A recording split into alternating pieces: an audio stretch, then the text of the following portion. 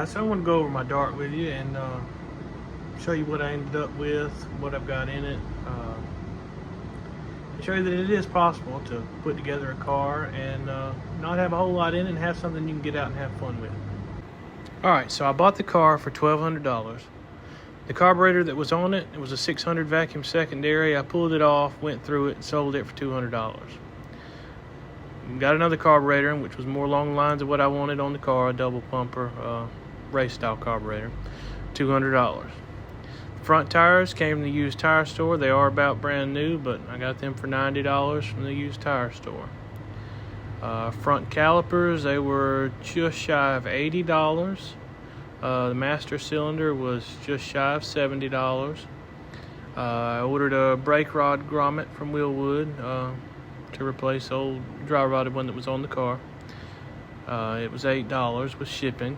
Plug wires were about $37. Distributor $115.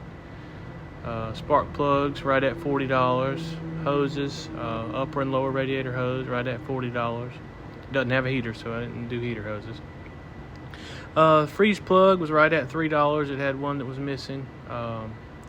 Fluids, VR1 racing oil, Wix filter, and antifreeze right at $70. It's got a marine battery in it. That was right at $100 with a core. And the negative cable was right at $15. Didn't replace the positive cable yet. It really doesn't need one. The battery hold down was $9.99. Fuel hose right at $40 to replace all the rubber fuel hose with the good stuff. I blew out the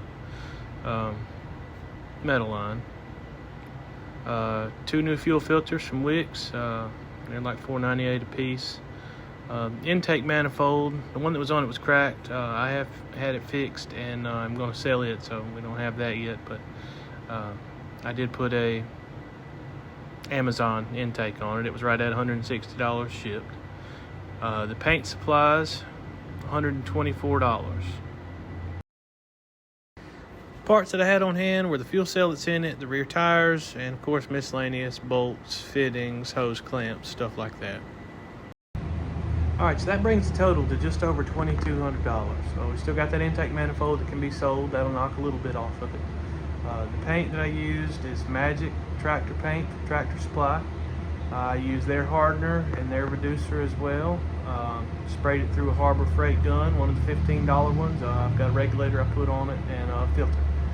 And I sprayed it through my compressor here in the shop, and it came out pretty good for what it is. I didn't spend a whole lot of time on the bodywork at all.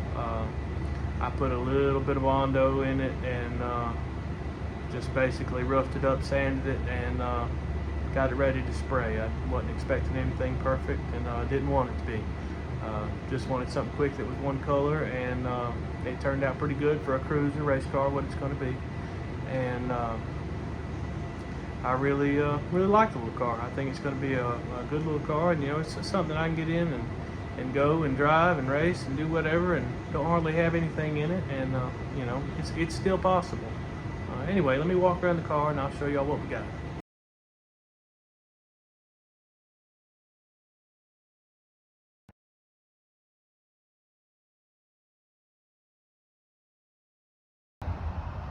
Alright, so this is what we ended up with. Like I said, it's not perfect, but it's not bad either. I didn't spend hardly any time on the body work, like I said. Just got it back one color and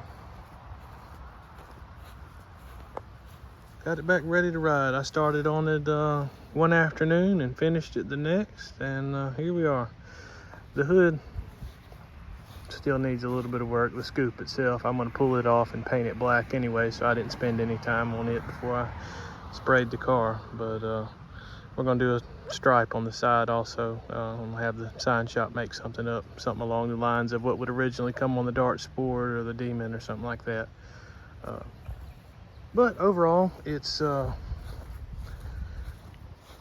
much better than it was. I pulled the bumper guards off the front, and that actually dropped 18 pounds off the nose. But here it is. Let me know what y'all think. I hope you like it. Did a little bit of cleaning on the interior. Front seats came out real good. The bottom of the rear seats got some rips, but overall it looks pretty nice in there, especially for what I got in the car.